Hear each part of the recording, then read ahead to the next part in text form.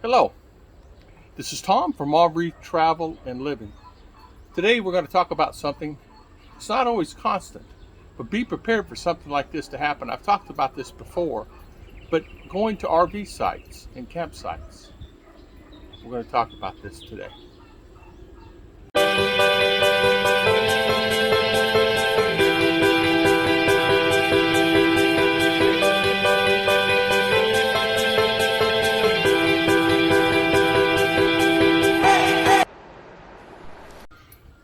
Hello, briefly I want to talk about this today. It's something that it happens. It happens quite a bit. You don't really realize, especially this day and age, this day and time, that when you're traveling in an RV and you already have your site booked for that night, and even if it's booked, you may come upon a situation where it may not be what you're liking. It may be a site that is just horrible. The pictures are beautiful, but the site itself is just horrible.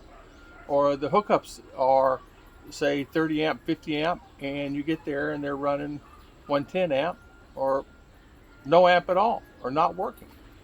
You're going to have that. People always portray things as they are in good situation, good times. But a lot of those pictures been on there for 10 years, or 5 years, or 2 years, or 20 years. And a lot of times, the park is getting older, and maybe the update that needs to be updated and cleaned up and things like that. You're going to have that happen.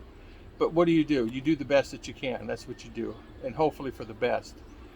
You can go to an RV park and park your RV, and it's great and fantastic and wonderful. But when you plug it in, you don't have a good supply of power to supply. The problem is you can actually affect your aircon and some of your other appliances, your refrigerator and things like that. They will affect your, I turn a little bit of that flower getting in my camera. It will affect your units themselves and actually cause them to falter. What happens is, as you know, the compressor kicks on and it'll run, and they'll run hot. If you don't have enough power, they'll just set and run hot. And a lot of times you can burn it up. The fans themselves burn up.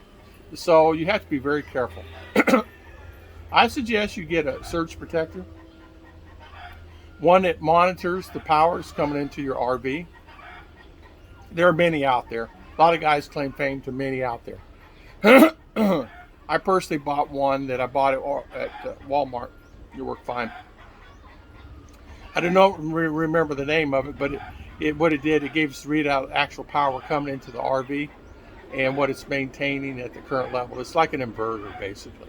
You just plug it in, and it gives you the power and how it's rated. And so if you're running, say, 110, if it's or 220 or whatever you're running in RV, 30 amp or 50 amp. A lot of times you go to these parks and they'll have 15 amp available. That's just enough to run your lights and things like that. So you really have to take the time and make sure you have your RV protected with some type of protection. I'll go see if I can research the one that I used. It was a good one. It gave me readouts, and it actually kept store on what was the day before and the day before that. Up to 7 days of storage on it. So it was really nice where you can actually see how the unit was running and if something is happening in the park itself. As you know, a lot of times they put a lot of load on those meters and a lot of load on the transformer, and so it causes some problem. So depending on the park you go and your age of the park and if they're maintaining the park. Now you go to some parks, especially some state parks, they're maintained well. You go to some other parks, they're not maintained well at all. You go to some parks that people have owned themselves and are doing a great and fantastic job, and there are many out there that's great and you really enjoy. This fly is giving me heck. You see it? I'll get him. My turkeys out there are giving heck out there. We're in the Philippines, and you never, that's the thing, power here is something that you cherish. Power here's gone up considerably. It's 15 peso per, it's like 40 cents per kilowatt hour, where in US it's 10, 12, 13 cents per kilowatt hour. So I have solar. Another thing you need to look at is solar.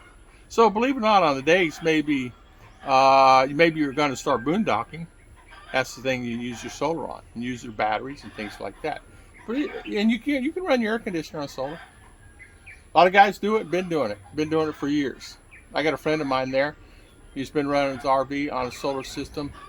Whole thing, I think, cost him $1,000 for everything. He's running his aircon all the time.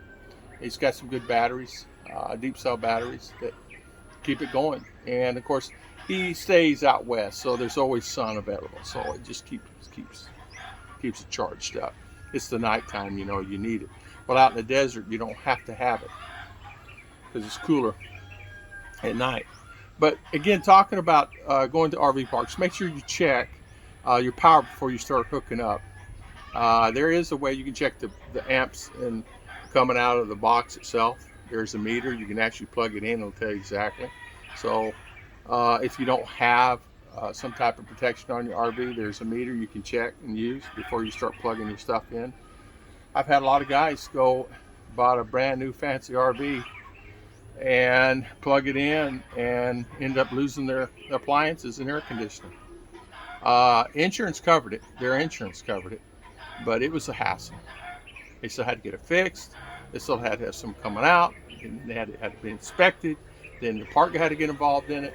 It was a long process. It took about 6 months to get their money.